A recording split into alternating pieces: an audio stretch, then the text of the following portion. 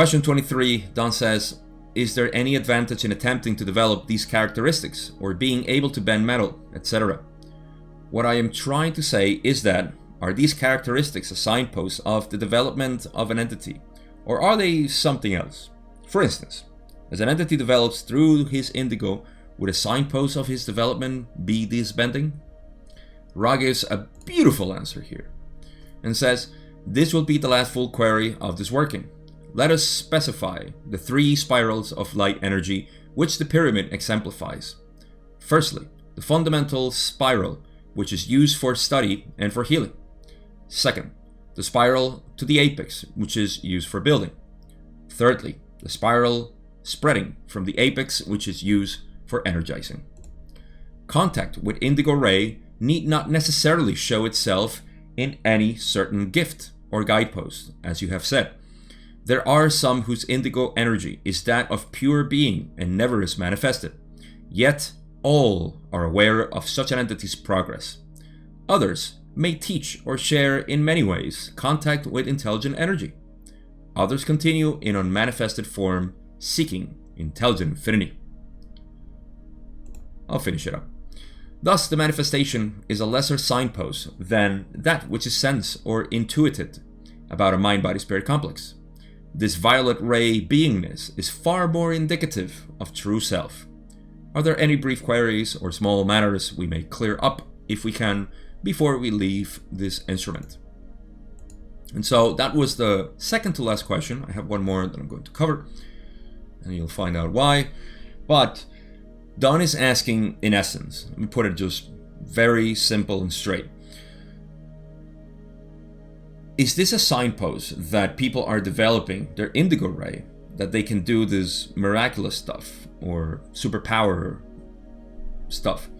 And Ra says, well, let us talk about the spirals. And the first of the spirals of the pyramid, it's funny that Don left the pyramids aside and Ra's going back to pyramids. But again, I guess it's helpful to...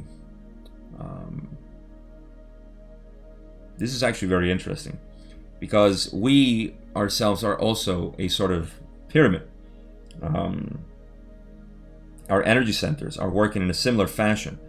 You see the apex of the pyramid, this part that is in the indigo ray, it's equal to that.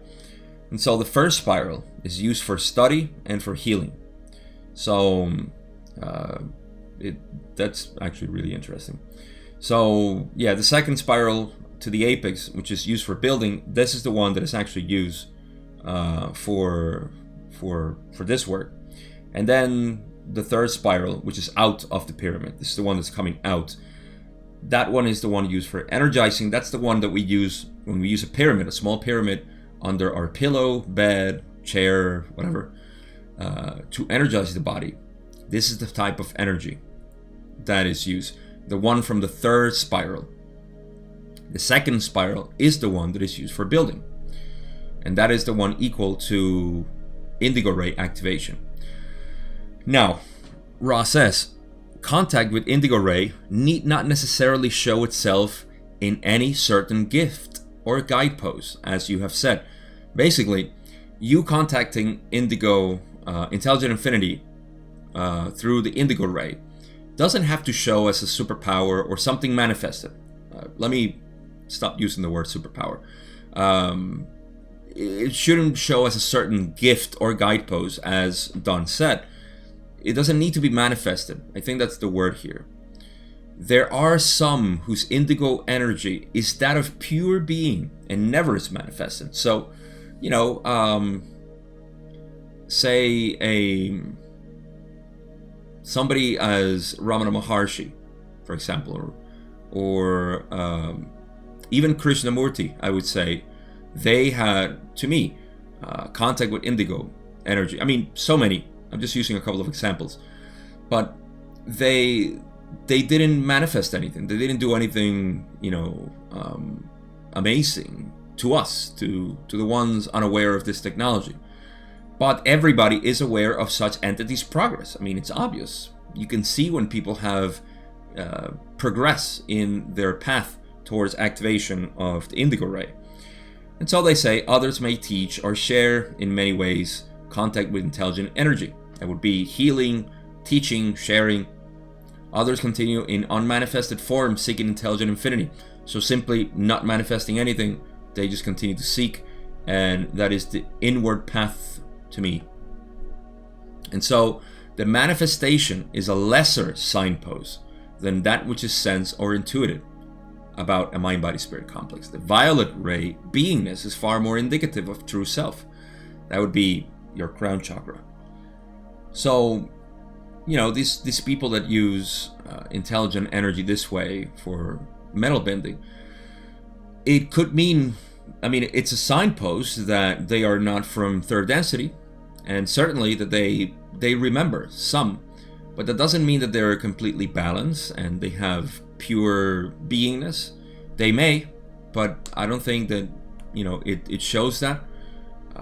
It could be just something that it's a quality that they are using, but they haven't really recognized why they would do that. So again, I'm speculating a little bit, but that's a clear indication that, you know, we don't need to manifest anything to know that we are progressing towards indigo ray. You can be, you know, an unknown person in the world, and indeed a lot of people have been unknown to the world that are beyond anybody that we can even remember from our history. We just know those that have made it to the records of history. So